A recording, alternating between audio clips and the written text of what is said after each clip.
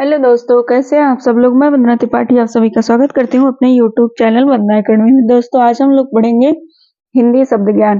जैसा कि ये हमारा हर जगह पूछा जाता है, चाहे बीपीएससी का पेपर हो, चाहे टीचर का पेपर हो, चाहे कुछ भी हो, चाहे यूपी टीचर हो, चाहे बीपीएससी वाला हो, चाहे राजस्थान हो, कहीं भी हो, अगर हम हिंदी पढ़ते हैं तो ये हमारा जरूर पूछा जाता है। एमए बीए कहीं भी पढ़ते हो, सब जगह पूछा जाता है। 12वीं 11वीं हर जगह पूछा जाता है, तो इसका ज्ञान हमको होना बहुत ज्यादा जरूरी है। तो आज हम लोग पढ़ेंगे शब्द ज्ञान। ठीक है, इसमें व्युत्पत्ति के आधार पे, उत्पत्ति के आधार पे, अर्थ के आधार पे, ये 3 प्रकार के होते हैं। कितने प्रकार के होते हैं? 3 प्रकार के होते हैं। तो हम लोग पढ़ेंगे हिंदी शब्द ज्ञान। शब्द वर्णों का सार्थक योग शब्द कहलाता है। 2 या 2 से अधिक वर्णों का सार्थक योग शब्द कहलाता है। जैसे कामल का धनमा प्लस ला बराबर कमल। शब्दों के प्रकार, शब्द 2 प्रकार के होते हैं। शब्दों के प्रकार, शब्द 2 प्रकार के होते हैं, भाषा और व्याकरण। कितने होते हैं? भाषा और व्याकरण, और इसके अंग भी होते हैं। ये 3 अंग होते हैं, वर्ण भी होता है और शब्द भी होता है, अंग भी होता है। इसके 3 अंग होते हैं। ठीक है, अब पढ़ेंगे शब्द हमारे 2 प्रकार के होते हैं। अब शब्दों के प्रकार 3 प्रकार के होते हैं, उत्पत्ति के आधार पर, व्युत्पत्ति के आधार पर और अर्थ के आधार पर। कितने प्रकार के होते हैं? उत्पत्ति के आधार पर, व्युत्पत्ति के आधार पर और अर्थ के आधार पर। तो सबसे पहले हम लोग पढ़ेंगे उत्पत्ति के आधार पर। उत्पत्ति के आधार पे 5 प्रकार के होते हैं। उत्पत्ति के आधार पे कितने होते हैं? 5 प्रकार के होते हैं। पहला तत्सम शब्द, दूसरा तद्भव, तीसरा देशज, चौथा विदेशज या विदेशी या विदेशज, और 5वां क्या होता है? संकर। सबसे पहले हम लोग पढ़ेंगे तत्सम। ठीक है, सबसे पहले पढ़ेंगे तत्सम। ये मैंने खुद से अपना परिभाषा बनाया हुआ है, आपको हर जगह नहीं मिलेगा। आपको हर जगह ट्रिक वाला मिलेगा, तो ट्रिक वाला भी पढ़ना जरूरी है। लेकिन सबसे पहले जब तक परिभाषा और उसके उदाहरण ये सब नहीं देखेंगे तो हम लोग परिभाषा नहीं पढ़ पाए, तो हम लोग ट्रिक के माध्यम से नहीं सीख पाएंगे। सबसे पहले परिभाषा और उदाहरण, ये चीज देखना ज्यादा जरूरी है। तत्सम, तत्सम क्या होता है, अब इसको देखेंगे। तत्सम मूल भाषा के वे संस्कृत शब्द जो ज्यों का त्यों बिना अपना रूप परिवर्तन किए हिंदी में प्रयुक्त किया जाता है, उसे तत्सम कहते हैं। ज्यों का त्यों, ठीक है। संस्कृत, जैसे हमारा कोई संस्कृत वर्ड है, उसको हम किसी चीज में कन्वर्ट नहीं कर सकते हैं। ठीक है, वो हमारा संस्कृत का संस्कृत ही रहेगा। फिर से परिभाषा देखेंगे। मूल तत्सम वे मूल शब्द हैं, वे संस्कृत शब्द जो ज्यों का त्यों बिना अपना रूप परिवर्तन किए हिंदी में प्रयुक्त किया जाता है, तत्सम कहलाता है। उदाहरण देख लेते हैं। अक्ष, आम्र। आम्र का हिंदी क्या होगा? आम होगा ना। तो ये हमारा संस्कृत है, ये हमारा क्या है? संस्कृत है। और गृह, हस्त मतलब हाथ होता है, गृह मतलब घर होता है। तो ये हमारा संस्कृत, जो कभी भी इसको हम किसी और में नहीं कर सकते हैं, बस ये संस्कृत का संस्कृत है। आप तत्भव, अब दूसरा देखेंगे हम लोग। दूसरा है तत्भव। मूल भाषा के वे शब्द हिंदी में आते हैं, हिंदी में आते आते अपना रूप बदल देते हैं। जैसे पहले संस्कृत था तो अब वो हिंदी में आ गया। मूल भाषा के वे शब्द हिंदी में आते आते अपना रूप बदल देते हैं, वे तत्भव कहलाते हैं। जैसे अक्ष मतलब आंख होता है, तो इसका हो गया हाथ, आंख। हस्त का हाथ, हाथी, ऊंट। ये हमारा क्या हो गया?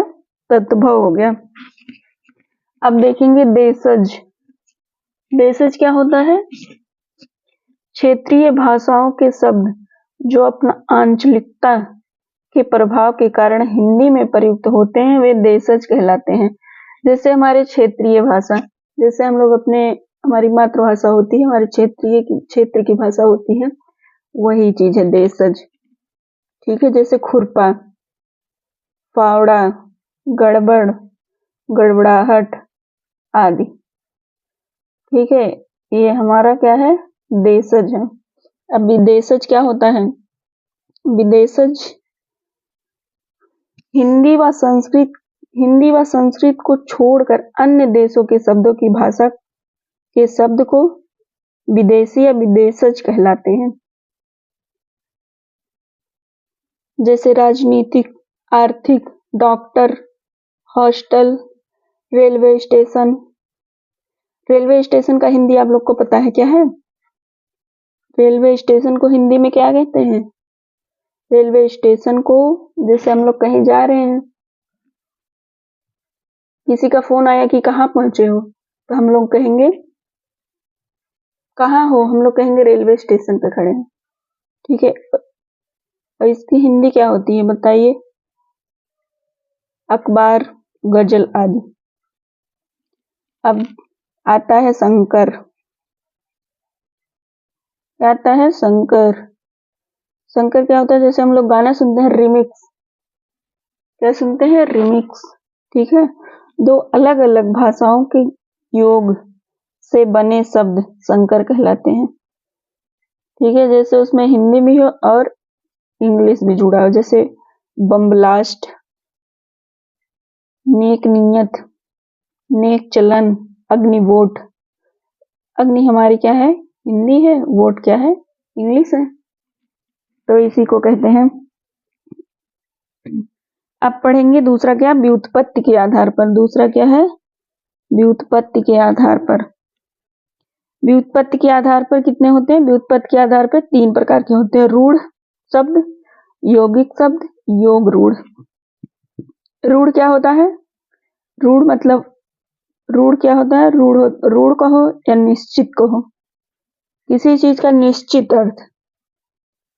निश्चित अर्थ वाले शब्द जिसका विच्छेद नहीं किया जा सकता है, जिसको तोड़ा नहीं जा सकता, अर्थात तोड़ा नहीं जा सकता है, उसे रूढ़ शब्द कहलाते हैं। जैसे दीवार, छत, कोई भी शब्द हो, उसका हम लोग संधि विच्छेद नहीं कर सकते हैं, उसको तोड़ नहीं सकते हैं, उसका तोड़ का अर्थ निकाल नहीं सकते हैं। ठीक है, तो उसको हम लोग कहेंगे रूढ़। और यौगिक रूढ़ क्या होता है? यौगिक शब्द क्या होता है? यौगिक शब्द वे शब्द होते हैं जो 2 रूढ़ शब्दों से बने शब्दों के योग से बने शब्द यौगिक कहलाता है। इन्हें तोड़ने पर प्राप्त शब्द अपना अपना अर्थ निकल जाता है। 2 रूढ़ शब्दों से बने शब्दों का योग यौगिक शब्द कहलाता है, जो तोड़ने पर अपना अपना अर्थ निकल जाता है। जैसे समस्त संधियां, उपसर्ग, प्रत्यय, समास, समस्त समास के उदाहरण यौगिक शब्द कहलाते हैं। अब क्या पढ़ेंगे? अब पढ़ेंगे योग रूढ़। योग रूढ़ क्या होता है? तीसरा वाला। इनका निर्माण भी यौगिक शब्द की तरह ही होता है, 2 रूढ़ शब्दों से, लेकिन इनका अन्य अर्थ भी निकाला जा सकता है। उदाहरण बहुब्रीहि समास के समस्त योग रूढ़ शब्द कहलाते हैं। आप लोगों को तो पता होगा बहुब्रीहि समाज के समस्त उदाहरण क्या होते हैं। अर्थ के आधार पर 2 प्रकार के होते हैं, एक सार्थक होता है, एक निरर्थक होता है। सार्थक क्या होता है? निरर्थक क्या होता है? पहले सार्थक और निरर्थक का अर्थ समझते हैं। सार्थक को जो हम लोग तोड़ेंगे, लिखेंगे सा प्लस अर्थ प्लस का। ठीक है, सा क्या हमारा है? सा क्या है हमारा? सा हमारा उपसर्ग हो गया। ठीक से, उपसर्ग क्या होता है? मतलब साथ में, सहित। और दूसरा क्या हुआ? निरर्थक। निर मतलब क्या होता है? रहित, के बिना, प्लस अर्थ प्लस का। ये हमारा उपसर्ग क्या निकला? निरुपसर्ग। सार्थक देखेंगे वे शब्द जिनका कोई अर्थ होता है तथा जिन्हें स्वतंत्र भी प्रयोग में लाया जा सकता है उन्हें सार्थक शब्द कहलाते हैं। और निरर्थक क्या होता है? वे शब्द जिनका अपना कोई अर्थ अथवा अस्तित्व नहीं होता है तथा वे सदैव सार्थक शब्दों के साथ उसके ठीक बाद प्रयोग में प्रयुक्त किए जाते हैं और निरर्थक शब्द कहलाते हैं। जैसे सार्थक क्या हुआ? खाना। जैसे हम लोग बोलते हैं खाना वाना खाया, तो खाना क्या हुआ? खाना हमारा सार्थक हुआ। वाना क्या हुआ? वाना हमारा निरर्थक हुआ। पढ़ाई वढ़ाई की, कैसे बोलते हैं? पढ़ाई वढ़ाई की, तो पढ़ाई हमारा सार्थक है और वढ़ाई हमारा निरर्थक। चाय वाय, जैसे हमारे घर कोई मेहमान आते हैं तो हम लोग पूछते हैं चाय वाय पी लिए, तो चाय हमारा सार्थक है और वाय हमारा निरर्थक है। तो दोस्तों बस इतना ही, और वीडियो कैसा लगा कमेंट में जरूर बताइएगा। Thank you.